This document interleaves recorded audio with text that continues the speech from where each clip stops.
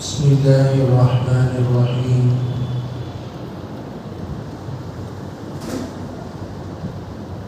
أعوذ بالله من الشيطان الرجيم. اقرأ باسم ربك الذي خلق خلق الإنسان من علق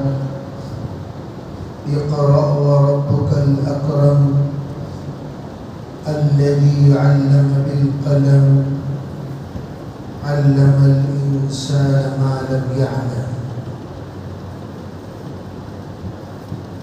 تفسیر کی جو عمومی ترتیب بنائی جاتی ہے وہ ترتیب تین طرح کی ہے. ایک وہ ترتیب ہے جس ترتیب پر اللہ نے قرآن کو مرتب کرنے کا حکم دیا، جس کو ترتیب وقوع کہتے ہیں. عام طور پر سورہ فاتحہ سے تفسیر شروع کرنے کے بعد سورہ بقرہ، سورہ آل عمران، جو ترتیب کتاب اللہ میں قرآن شریف میں موجود ہے اسی ترتیب کے مطابق تفسیر کی جاتی ہے. ایک دوسری ترتیب ہے جس کو ترتیب نزول کہتے ہیں. جس ترتیب پر اللہ نے قرآن کو نازل کیا اس نزول کی ترتیب پر تفسیر کی جاتی ہے کہ سب سے پہلے سورہ علق اللہ نے نازل فرمایا، اس کی آیتوں کی تفسیر ہوتی ہے. پھر سورہ مدثر کی تفسیر کی جاتی ہے، پھر سورہ مزمل کی تفسیر کی جاتی ہے، پھر سورہ نون کی تفسیر کی جاتی ہے.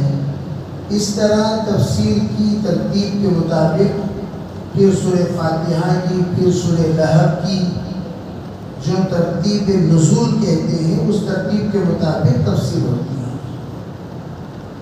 بعض نے دوسرے نمبر پر سورہ قلم کو بھی ذکر فرمایا ہے. ایک تیسری ترتیب ہے جس کو کہتے ہیں ترتیب النوازل. ایک ہے ترتیب النوازل، یعنی جیسا تقاضا پیش آتا ہے اس طرح ہم آیتوں کا انتخاب فرمائیں.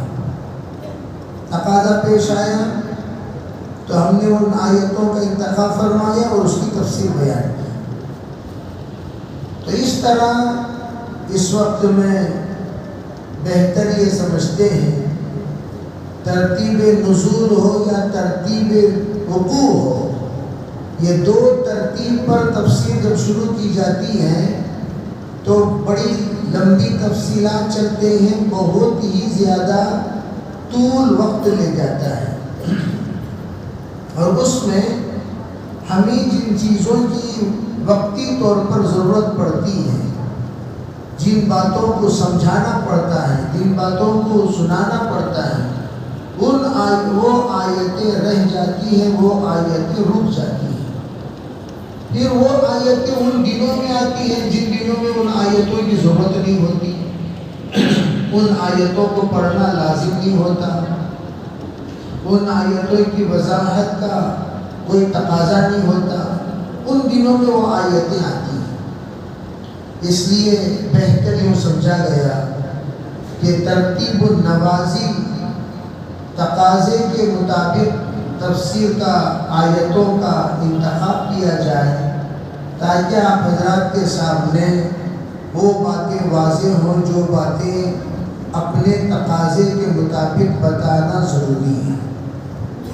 چنانچہ اس وقت جہاں بھی آپ دیکھیں گے یا تو مدرسے کے سلسلے میں تعلیم کا سلسلہ جاری و ساری ہے یا اسکول کے سلسلے میں ہر ایک اس بات کی طرف متفکر ہے کہ اسکول میں اپنے بچوں کو جمائیں، پڑھائیں، ان کے لیے بہتر سے بہترین کورسز کا انتظام کریں، انتخاب کریں تاکہ وہ بچے بہت اچھے طریقے سے اپنی تعلیم کو تکمیل تک پہنچائیں۔ اس میں سب سے اہم اور بنیادی بات، چاہے آپ اسکول کا انتخاب کریں یا مدرسے کا انتخاب کریں، ان انتخاب میں دو چیزیں کبھی ہم لوگ سوچنا نہیں چاہیے۔ پہلی چیز تعمیر، عمارتیں۔ عمارتیں کسی بھی انسان کو تعلیم نہیں دیتی، عمارتوں میں کوئی بنیاد نہیں ہوتی۔ عمارتیں یہ خوبصورت ڈھانچہ ہے، وہ ڈھانچہ کسی کو پڑھاتا نہیں ہے، وہ ڈھانچہ کسی کو سکھاتا نہیں ہے، وہ ڈھانچہ کسی کو علم دیتا نہیں ہے، وہ ڈھانچہ کسی کو عالم بناتا نہیں ہے، کسی کو ایجوکیٹڈ نہیں بناتا، ڈھانچے سے کچھ نہیں ہوتا۔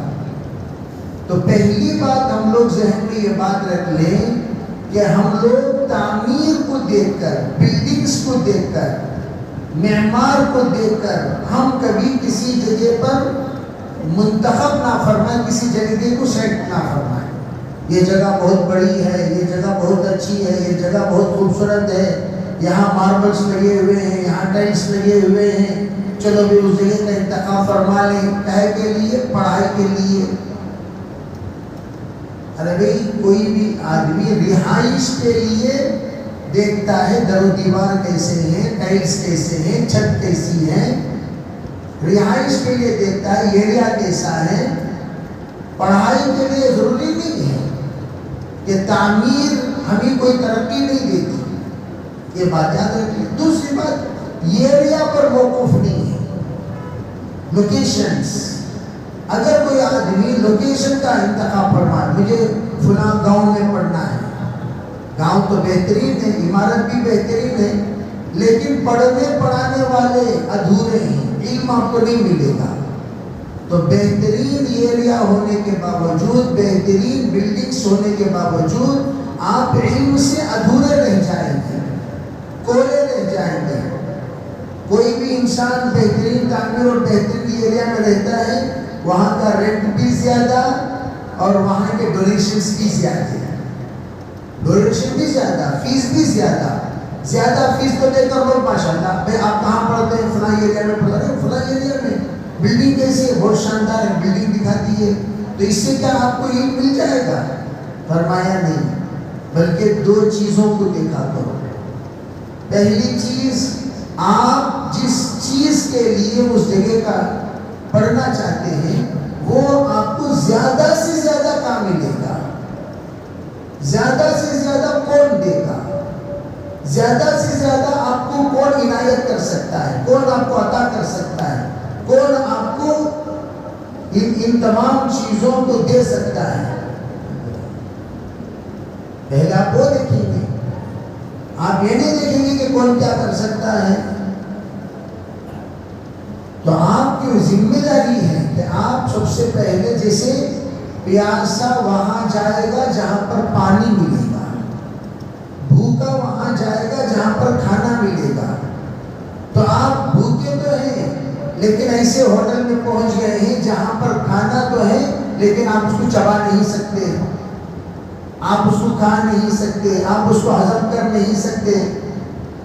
تو علماء فرماتے ہیں کہ ہم لوگ جس وقت انتخاب فرمائیں تو سب سے پہلی چیز، جس چیز کو ہم لوگوں کو انتخاب کرنا ہے، وہ جو چیز ہمارے طلب ہے، طلب کے مطابق مطلوب کہاں ملے گا، پہلی چیز۔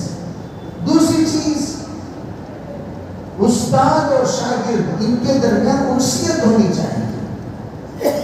یہ رابرٹ کی طرح نہیں، جیسے رابرٹس ہوتے ہیں، رابرٹس کو کوئی انسیت نہیں ہوتی، مار کر بولے تو کون سامنے ہے کہ اسے مار دے گا، جہاں بولے تو جہاں جاؤ بولے تو وہاں چلا جائے گا، جہاں نہیں جانا وہاں چلا جائے گا، جہاں نہیں آنا وہاں آ جائے گا۔ اسے کیا پتا، اسے تو کوئی احساس ہی نہیں ہے۔ تو اس طرح بعض یونیورسٹیز ہوتے ہیں، بعض کالجز ہوتے ہیں، بعض اسکولز ہوتے ہیں، بعض مدرسے ہوتے ہیں جہاں پر استاد اور شاگرد میں کوئی انسیت ہی نہیں، استاد کچھ ہے شاگرد کچھ ہے، استاد شاگرد میں کوئی ربط نہیں، کوئی تعلق نہیں، کوئی رشتہ رشتہ نہیں، کوئی جوڑ نہیں. شاگرد کیا کر رہا ہے، شاگرد کیا دیکھ رہا ہے، شاگرد کیا بول رہا ہے. اسی لیے علماء فرماتے ہیں علم صرف پڑھائی کو نہیں کہتے، علم تربیت کو کہتے ہیں. علم حقیقت میں تربیت کو کہتے ہیں. جیسے سر سے لے کر پیر تک تربیت کا نام علم. پہلے زمانے میں یہ پڑھے لکھے لوگ ہیں، یہ اس وقت کہا جاتا تھا جب لوگ مہذب ہوا کرتے تھے. پڑھا لکھا انسان زور سے آواز نہیں کرتا تھا، پڑھا لکھا انسان بے ہدا گفتگو نہیں کرتا تھا، پڑھا لکھا انسان بدتمیز نہیں ہوتا تھا، پڑھا لکھا انسان بے جا غصہ نہیں کرتا تھا، پڑھا لکھا انسان جہالت پنا نہیں اختیار کرتا تھا. اس انسان کو پڑھا لکھا کہا جاتا تھا. پڑھا لکھا اگر کہہ دیا جائے کسی کو، اس کے اندر ایک ڈسپلین لوگ دیکھتے تھے، سر سے لے کر پیر تک. کھانے میں ڈسپلین، بیٹھنے میں ڈسپلین، سونے میں ڈسپلین، اٹھنے میں ڈسپلین، چلنے میں ڈسپلین. اس کا گھر ڈسپلین کے ساتھ، پورے بچے اس کے پاس رہنے والے ڈسپلین. اس کو کہتے تھے ایجوکیٹڈ پرسن. اور جو ان پڑھ ہوتا تھا وہ غیر مہذب ہوتا تھا، بے ادب ہوتا تھا، بے ہدا ہوتا تھا، بدتمیز ہوتا تھا، بد کردار ہوتا تھا، بدگو ہوتا تھا. اس کی زبان میں جو آ رہا ہے وہ بک رہا ہے، جو من میں آ رہا ہے وہ کر رہا ہے. اس کے زبان کی کوئی لگام نہیں، اس کے اخلاق کی کوئی بدتمیزی کا کوئی حد نہیں. اس طرح کے لوگ ہوا کرتے تھے. اسی لیے سرکار دو عالم صلی اللہ علیہ وسلم نے عجیب جملہ استعمال فرمایا، بعثت معلما لأتمم مکارم الاخلاق. آپ اندازہ لگائیے سرکار دو عالم صلی اللہ علیہ وسلم کے ارشاد کی طرف ذرا توجہ. لوگ سرسری طور پر حدیثیں بیان کرتے ہوئے گزر جاتے ہیں. سرسری طور پر احادیث پڑھ کر گزرنے کا نام نہیں ہے. احادیث پر من لگا کر غور کریں، من لگا کر غور کریں، تن لگا کر غور کریں، جان لگا کر غور کریں تو رموزات احادیث آپ کو نظر آئیں گے، محسوس ہوں گے. حضور علیہ السلام کے سلسلے میں آپ نے خود ارشاد فرمایا، اوتیت جوامع الکلم ومنابع الحکم. اللہ نے جو مجھے عطا کیا، میری زبان سے نکلنے والے جملے، وہ جملے جامع جملے ہوا کرتے ہیں. یعنی سمندر کو کوزے میں سما دیا، سمندر کو کوزے میں سما دیا. سمندر ہے، اس کو کوزے میں سما دیا گیا ہے. اب سمندر کو کوزے میں سمانے کے لیے زیادہ وقت لگے گا؟ یہ بالکل ہلکا سا وقت، مختصر وقت، سمندر کوزے میں سما گیا. لیکن اس سمندر کوزے سے جب آپ سمندر کو نکالیں گے، جب آپ کوزے سے سمندر کو نکالیں گے تو کیا ہوگا؟ کوزے سے سمندر نکلتے نکلتے نکلتے نکلتے علوم کا خزانہ علوم پھیلتا چلا جائے گا، اور آپ نکالتے نکالتے نکالتے تھک جائیں گے، لیکن وہ ختم نہیں ہوگا. یہی تو ہوگا. اسی بات کو غور کریں گے تو اوتیت جوامع الکلم ومنابع الحکم. آپ نے فرمایا منبع، منابع کہتے ہیں چشموں کو جہاں سے پانی ابھرتا ہے، پانی نکلتا ہے. منابع کہتے ہیں حکمت کی بہت سارے سرچشمے نکلیں گے. صرف ایک جملہ، بعثت معلما، میں آیا ہوں تم لوگوں کو سکھانے کے لیے. کیا سکھانے کے لیے آئے؟ دیکھو، بنیاد اسلام کے 5 بنیادی چیزیں ہیں، فاؤنڈیشنز آف دا اسلام. 5 چیزیں ہیں. کیا کیا ہیں؟ سب سے پہلی چیز ایمانیات، عبادات. میں بات کرتے ہو سب لوگ مجھے دیکھنا چاہیے، ادھر ادھر یہاں وہاں جھک لے کر رکوع سجدے میں سب نہیں رہنا. یہ درس کی بے ادبی ہے، درس کی بے ادبی. کان کی دیکھ لگ بھی نہیں، اس میں دیکھ سے بیٹھو، سامنے بیٹھو کہ بیٹھو وہاں چھتریاں پورے پیچھے بیٹھتی ہیں.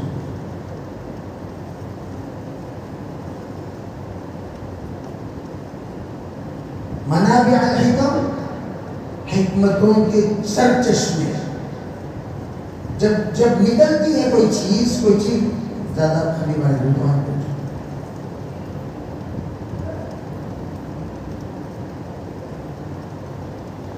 تو نکلتے سمندریں نکلتی چلی جائیں گی. جیسے آپ نے فرمایا کہ 5 چیزوں میں ایمانیات، عبادات، معاشرہ، معاملہ، اخلاق، یہ 5 چیزیں ہیں. یہ 5 چیزوں میں سب سے آخر میں اخلاق ہے. گویا تکمیل دین وہ اخلاقیات پر ہوتا ہے. اخلاقیات جہاں پر ہوگی وہاں پر دین کی تکمیل ہوگی، وہاں پر دین ختم ہو جائے گا. وہاں دین کا دینڈ ہوگا. وہ کہاں ہوگا؟ اخلاقیات پر. تو حضور صلی اللہ علیہ وسلم نے فرمایا بعثت معلما، میں سکھانے کے لیے آیا ہوں. کہاں سے سکھائیں گے؟ شروع سے سکھاتے ایمانیات، عبادات، معاملات، معاشرہ سکھاتے لِأُتَمِّمَ مَكَارِمَ الْأَخْلَاقِ. اخلاق میں سب سے اعلیٰ درجہ کا جو اخلاق ہے وہ مکارم اخلاق، اس اخلاق کی تکمیل کر دوں گا. اس اخلاق کی تکمیل کوئی آگے کیا مطلب؟ از اول تا آخر، از ابتدا تا انتہا، از الف تا با، از ایمان از اخلاق تا اخلاق، پوری چیزیں میں سمجھا دوں گا، پڑھا دوں گا، بتا دوں گا. اب اتنی سی یہ جملہ پورا دین آ گیا. اب اسے کیا پتا چلا؟ بھئی ہمارے علوم ہر چیز میں اخلاقیات بھی بتاتے ہیں. نماز میں بھی اخلاقیات ہیں. عام طور پر لوگ نماز میں ایمان تو بتاتے ہیں، بھئی ایمان کے ساتھ نماز پڑھنا. ایمان کے معنی کیا؟ نیت خالص اللہ کو راضی کرنے کی ہو. دوسری بات عبادت، اللہ کے سامنے صرف اللہ کے لیے ہم جھک رہے ہوں. تیسری بات کیا؟ معاملہ کیا ہے؟ آزو بازو والے جو آپ کے ساتھ رہتے ہیں ان کے ساتھ آپ کا تکلیف دینے والا معاملہ نہیں ہونا چاہیے. آپ سجدے میں جا رہے ہیں، دونوں کوہنیوں کو دونوں کے پسلی کے اندر گھسا دیے، ادھر ایک ڈیش ادھر ایک ڈیش. کیا کرتے سنت کے مطابق میں سجدہ کر رہا ہوں، ادھر والا یوں جھک گیا، ادھر والا یوں جھک گیا، تینوں جب کو پہلوان کوہنی گھسا دیے. معاشرہ، آپ آ رہے ہیں، بدبودار نہیں آنا چاہیے، بیڑی پی کر نہیں آنا چاہیے، منہ میں بدبو نہیں ہونی چاہیے، آپ جنازے کی طرح لگا لے کر نہیں آنی چاہیے، چھینکا کی طرح لگا لے کر نہیں آنی چاہیے. آپ آ کر کھڑے ہو گئے، آزو بازو والے کو الرجک شروع ہو گئے، یہ چھینکا، ادھر بھی چھینکا، ادھر بھی چھینکا. ان کو بھی کیمیکل کی طرح اور ان کو بھی کیمیکل کی طرح سیٹ نہیں ہوتی، سوٹیبل نہیں ہوتی، اور آپ کو ادھر لگا لے کر آ گئے. اللہ کے رسول علیہ السلام نے نماز میں معاشرہ سکھایا. اخلاق کیا ہے؟ آپ دیکھ رہے ہیں ایک بڑے آدمی آئے ہیں، کرسی کی ضرورت ہے، اٹھا کر آپ نے کرسی دے دیا. ایک انسان بیچارہ پہلی صف میں آگے بڑھ رہا ہے اور آپ بھی آگے بڑھ رہے ہیں، ایک ہی جگہ ہے، آپ فوراً آگے بڑھ کر اس جگہ کو قبضہ کر لیے. آپ تھوڑا سا پیچھے ہٹ کر بھائی آپ آ جائیں، مہمان ہیں آپ آگے آ جائیں. اخلاق، نماز میں اخلاق، کتنا اخلاق. سرکار دو عالم صلی اللہ علیہ وسلم فرمایا نفل نماز میں اگر کوئی ہو، اگر میں نفل نماز میں ہوں اور میری والدہ مجھے پکارے، بالفرض ماں تھی نہیں آپ کی، اور میری والدہ مجھے پکارے، اخلاقیات یہ ہے نفل نماز چھوڑو اور ماں کی خدمت میں حاضر ہو جاؤ.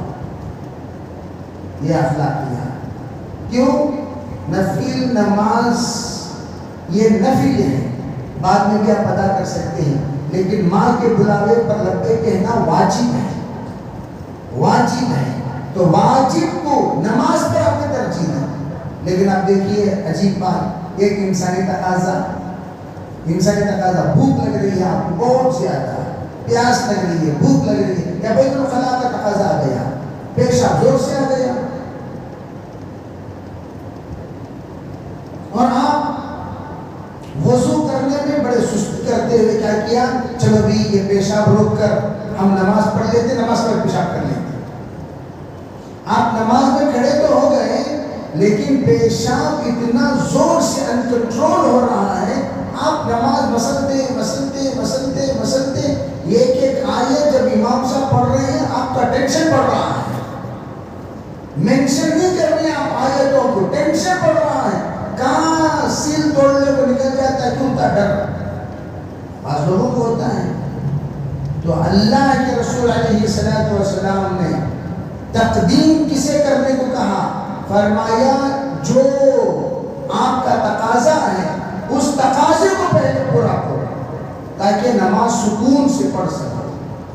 آپ نے صاف فرمایا کہ اسے مقدم کرو، جاؤ ضروریات سے فارغ ہو جاؤ، آؤ وضو کرو، چاہے ایک رکعت چھوٹ جائے، 2 رکعت چھوٹ جائے، 3 رکعت چھوٹ جائے، چوتھی رکعت آپ کو ملی لیکن آپ آ کر نماز پڑھو گے، سکون سے تو پڑھو گے، نماز میں پیشاب کا تو خیال نہیں ہوگا۔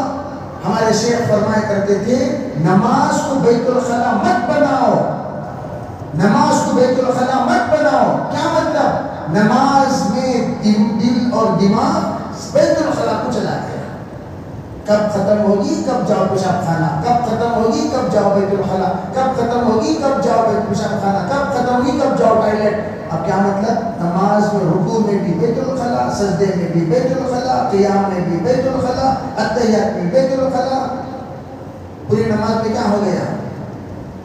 بیت الخلا ہی بیت الخلا۔ تو مسجد میں ہے، میں یہاں ہوں میرا دل مدینے میں ہی کی طرح، میں یہاں ہوں میرا دل بیت الخلا میں، میں یہاں ہوں میرا دماغ بیت الخلا میں، میں یہاں ہوں میرا سوچ بیت الخلا میں۔ ارے ہوتا نہیں ہوتا؟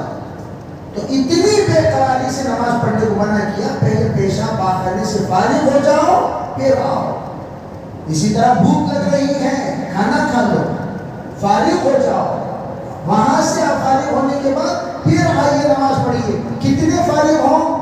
آخری نماز ختم ہونے تک نہیں، اتنی جتنی تمہاری کمر سیدھی رہے، اتنی جتنی تمہاری کمر سیدھی رہے۔ تعامل یقیم ظہرک، تعامل یقیم ظہرک، اتنا کھانا جتنا پیٹ سامنے آئے تک کھانا کھا لو، کھانا سنی، کھانے کا تصور ہٹ گیا، کھانے کا خیال ہٹ گیا، اتنا کھانا کھا لیجیے جیسے 8-10 وقت میں کھانا کھا لیے، پانی پی لیے، جلدی آ کر نماز پڑھ لیے، نماز پڑھنے کے بعد پھر جا کر بعد آدھا کھانا بعد میں کھا لیجیے۔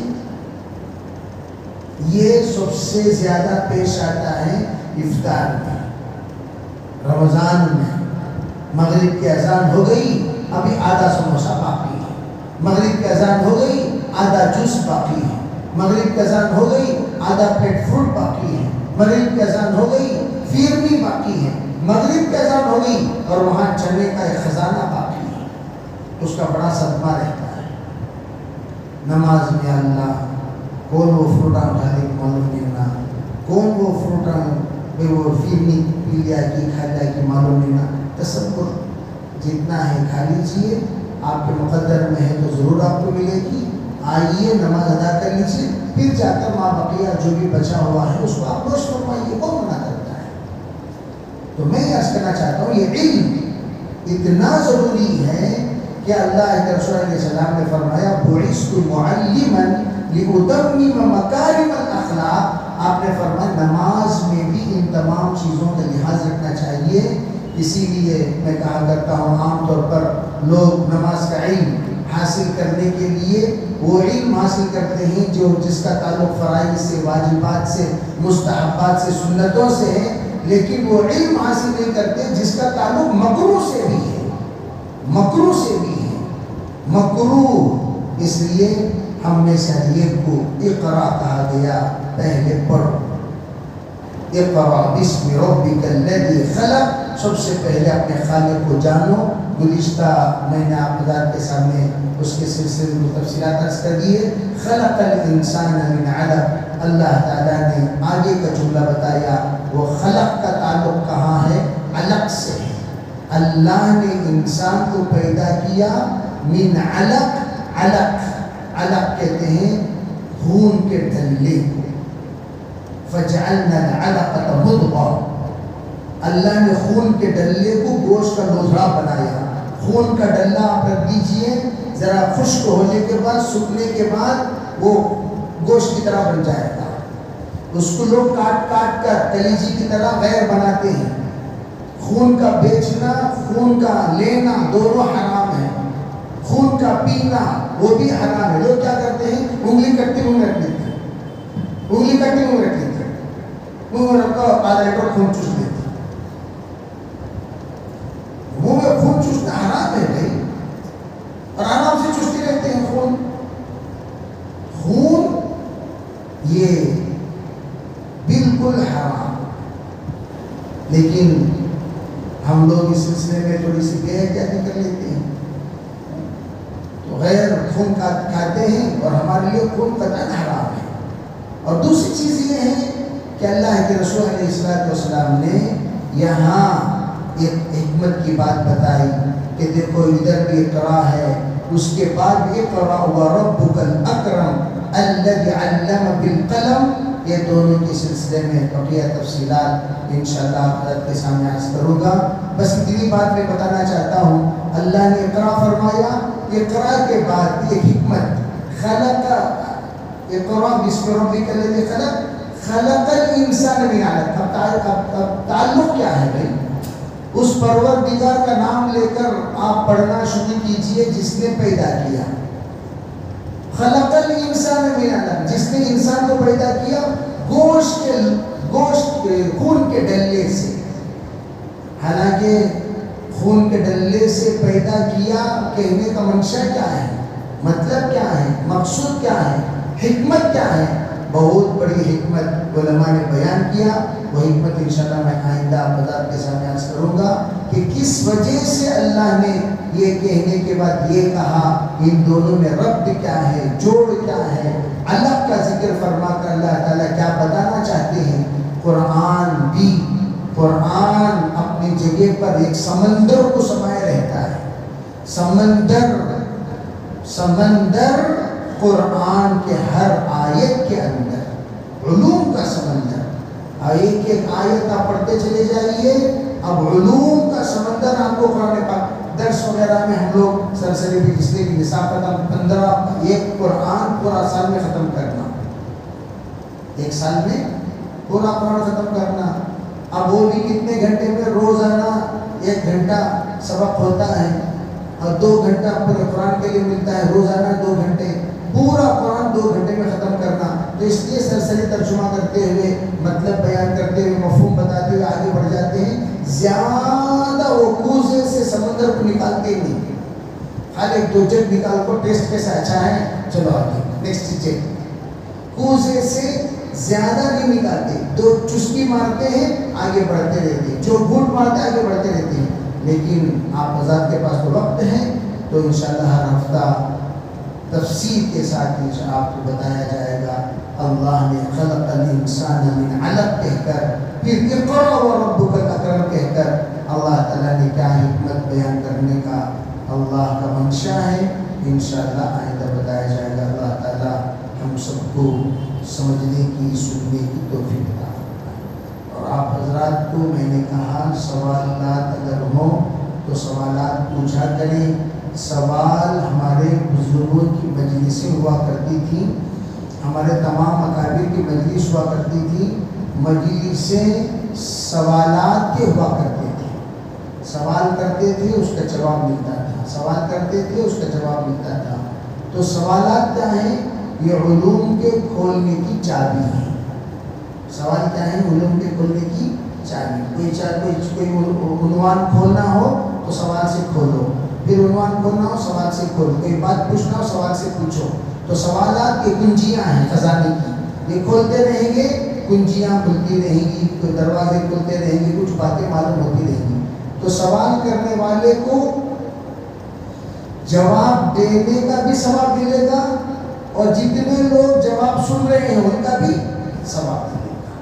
تو سوالات یہ آ کر الٹے سیدھے سوالات نہیں کرنا، الٹے سیدھے کا سوالات نہیں کرنا. تو ہندوستان میں اچھے دن کب آئیں گے، اور سب تم نہ مانو. الٹے سیدھے جن سوالات کا تعلق قرآن سے نہیں ہے، حدیث سے نہیں ہے، دین سے نہیں ہے، وہ سوالات جو سیاست سے ہے وہ تو سیاست دانوں سے پوچھیے، اور آپ مجھ سے زیادہ بہترین سیاست جانتے ہیں، ہمیں تو کچھ نہیں معلوم اس سلسلے میں، دنیا کے خیر و خبر ہمیں کبھی ہوتا ہے 10 دن کے بعد ہمیں پتہ چلتا ہے ایسا ہوا کرتے مولانا، اچھا ایسا ہوا کرتے نہیں، اور ذرا ذہن میں وہ کبھی ہوتا ہے. تو ہم لوگ بہت پیچھے ہیں دنیاوی اخبار کے سلسلے میں، معلوم تو ہوتا ہے نہیں معلوم نہیں، لیکن اتنا زیادہ ہم اس کو وقت نہیں لگاتے، اتنا زیادہ دل اور دماغ نہیں کھپاتے کہ اسی کے پیچھے پڑے رہیں. بہرحال آپ حضرات کو سلسلے میں جانتے ہیں، تو جو چیز دین سے متعلق معلوم کرنے کی ہوتی ہیں وہ چیزیں ہم سے معلوم کریں. اللہ علیہ کی توفیق عطا فرمائے. اللہم لک الحمد والشکر وصلی علی سیدنا محمد وعلی آل سیدنا محمد وسلم. اللهم تقبل منا ما كان صالحا وما كان فاسدا. سبحان ربك رب العزة عما يصفون وسلام على